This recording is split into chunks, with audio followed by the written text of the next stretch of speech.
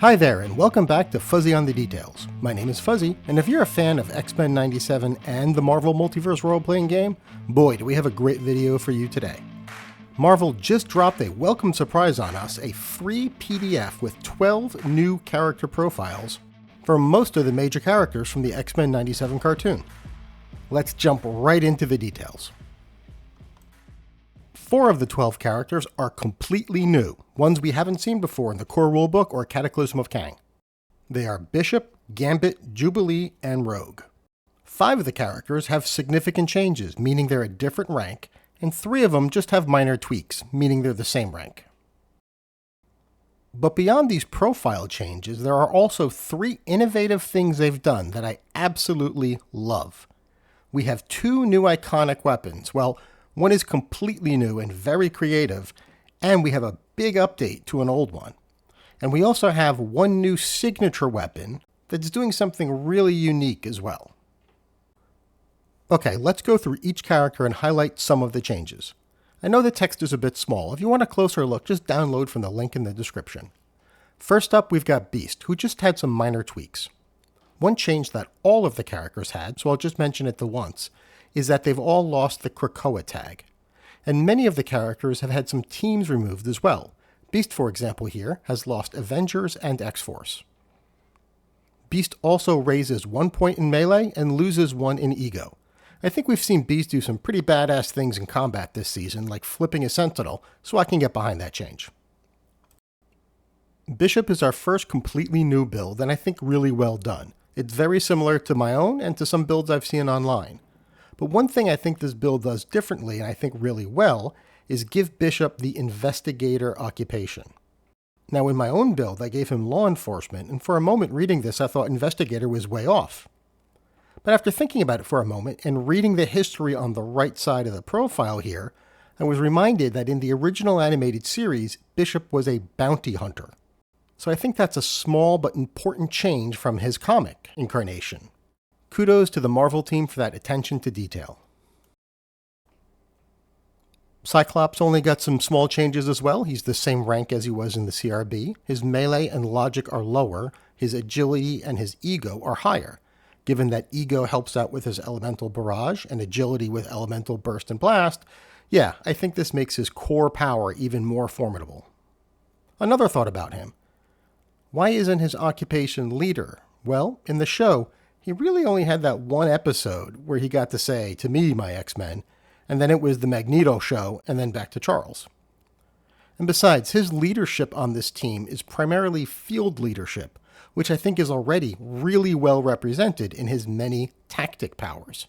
So I don't know that he needs the occupation as well. On the power side, he's got accuracy 2, and he lost defensive stance. Totally in agreement with that. If I'm playing Psych, I'm not going to take the time to play defense. I'm leading off with the optic blasts and sticking with those. Another new one, fan favorite, is Gambit. Great build. Everything you want to see, high agility, beguiling, etc. But what I really want to talk about are his weapons. First, his bow staff is a signature weapon that grants a bonus to reach. We haven't seen anything like this in a signature weapon before, which remember is a tag, so it's free. So basically you're getting like a club that has this extra ability, this extra reach for free. I love seeing that, and I think there are other characters that could benefit from this as well. Stick, for example, comes to mind. And I love the effect on these playing cards. Typically, an iconic weapon grants something. It's additive.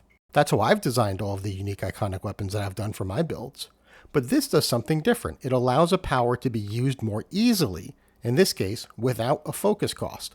I love that. It's a unique approach, it makes sense, and I really respect the end result. Next up is Jean Grey, who goes down to rank 5 from 6. I like this for 2 reasons. One, all of the characters in this PDF are between rank 3 and rank 5. It makes it a lot easier for them to adventure together and to feel like a team, a cohesive one at least. They easily could have ranged from rank 2 is where I had my own Jubilee build, and rank 6 where you could put, say, Storm and Jean Grey. Second, Jean doesn't have the Phoenix Force in this incarnation. So let's give her a little room to grow. Maybe we'll see that in the next season. Her stats are slightly lowered across the board, and I got rid of Combat Expert, which I've got no problem with. There's no changes to her telekinesis, but on the telepathy side, she's lost Possession, Network, Domination, Command, Astral Form, and Cloak Group.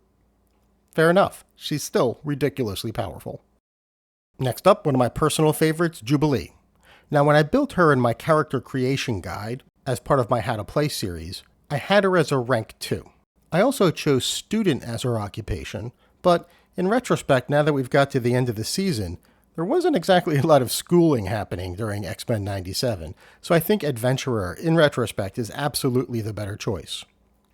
I love the combination of dazzle and flare from the illusion power set. I took a very similar approach in my build. And yeah, I can totally see her as a rank 3 now that we've got to the end of the season.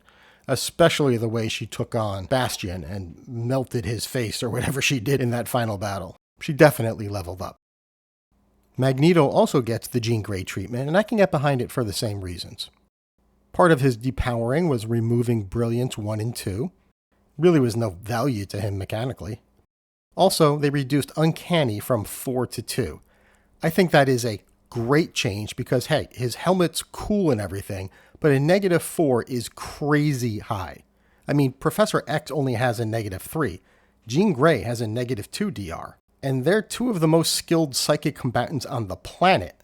They also got rid of his scientific expertise.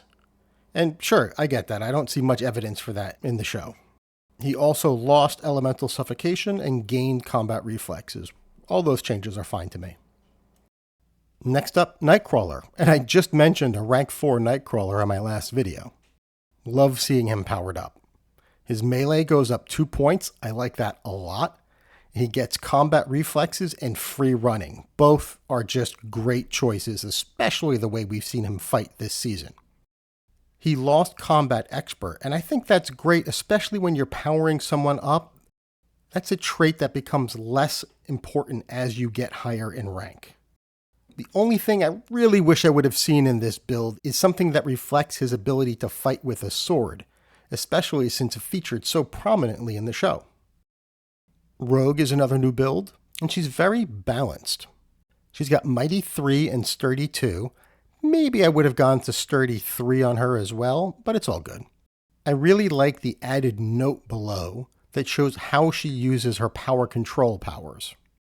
Little notes like this are great in general. I think they confirm how the developers think about the certain game mechanics that come into play, and they're like little guideposts for us when we're making our own builds.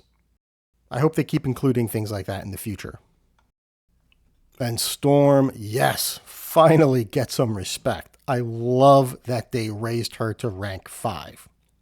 We have seen her do some epic stuff in this season, and I think her having 2 more points of ego, 2 more ranks on discipline are both really nice ways to communicate that. Also, her control weather ability is up to a 4, which, yeah, from what we've seen in the show, makes complete sense. So now you can see that even though we've lowered Jean Grey and Magneto, that's the ceiling for the show. So by raising Storm to that level, that's kind of the high water mark for the heroes we have on the show. And that'll make fighting the likes of Apocalypse, say, next season, that'll make the stakes a lot higher. If you had all of these characters sitting at a 6, it'll be much harder to have that kind of big bad guy that the TV shows like to rely upon. So yeah, absolutely love the idea of setting rank 5 as the ceiling. And Sunspot obviously plays much better at 3 than at the 5 he is in the book. He just hasn't grown into those powers yet. It makes total sense that they removed all of his tactics and martial arts powers. He just hasn't had a chance to develop those.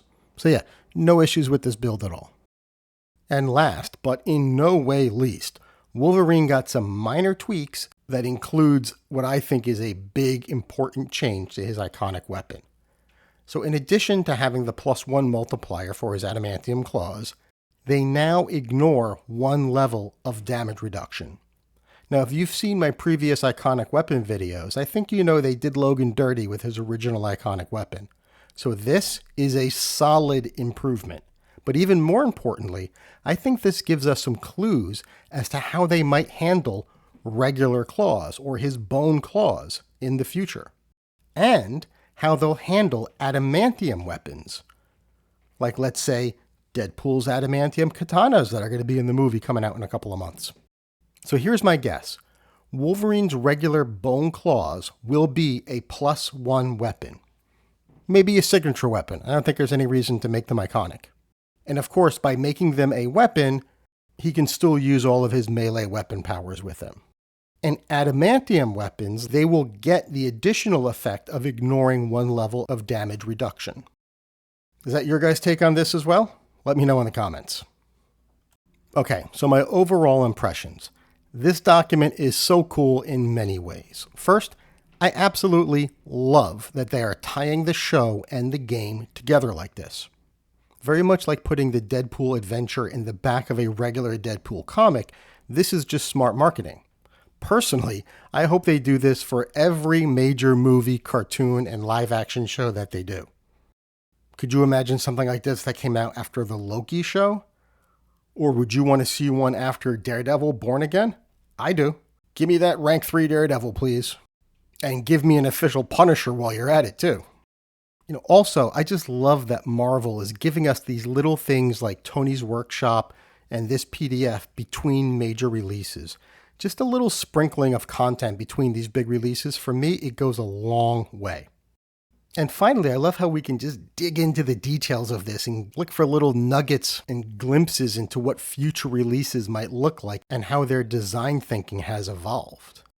This way we can give them feedback, let them know the things we like now so we don't have to wait for the next book. We know that Matt Forbeck is writing the Spider-Man book right now. Maybe we can give him some timely feedback on things that we like or don't like.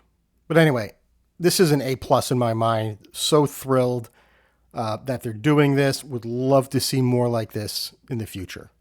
And if you would too, when you go out to DriveThruRPG to download this, make sure you leave positive feedback so we can ensure we see more of the same in the future. All right, well, that's all I've got for you today. I really hope you enjoyed this. I tried to get this out as quickly as I could. I hope it didn't come across as too rushed. Oh, hey, and guess what? We just hit 500 subscribers the other day. Thank you guys so much. You are all so amazing. I really appreciate, as always, all of your support. I hope you all have a great weekend. Enjoy the PDF.